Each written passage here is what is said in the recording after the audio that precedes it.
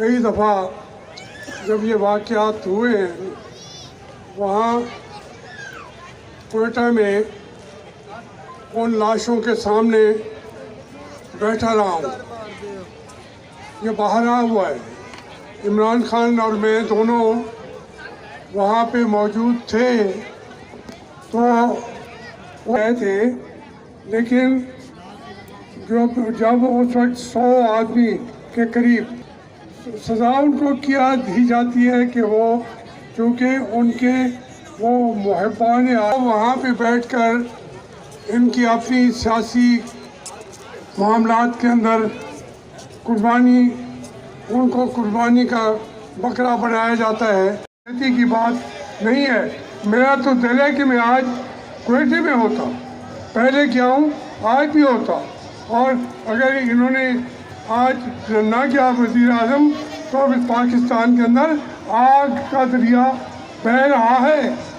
اس آگ کے دریا سے گزرنا ہوگا. میں کس کا لوگوں کو ساتھ تھا. کیوں ان لاشوں پہ بیٹھے تھے؟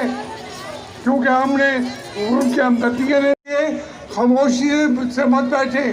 جو حکومتوں میں ہیں، جو عسکری قوتیں ہیں، جو فوجی حضرات ہیں. میں مچھ کے اندر ایک بہت بڑی جیل ہے تو میں وہاں رہا ہوں، ایک ایک چپا جانتا ہوں. وہاں قطرے اس طریقے سے ان کو شہید کیا بھی نہیں جا سکتا.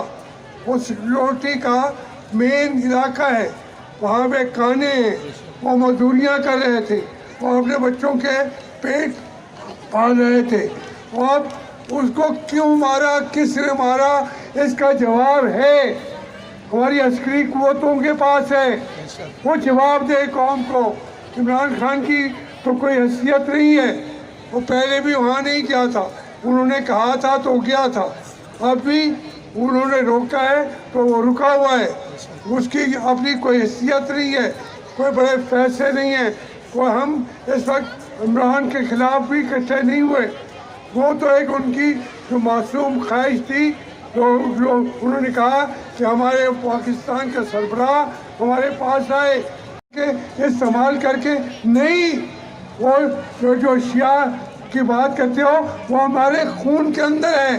وہ محبت ہم جو ان کے خون میں ہے ہمارے خون کے اندر بھی ہے. پاکستان کے لوگوں اگر یہ بھول گئے اور تم نے یہ انتشار افتخار کر دیا، ان شہیدوں کا بدلہ نہیں لیا، ان کو سزا نہیں دی، تو پھر پاکستان کے اندر امن قائم نہیں ہو سکتا.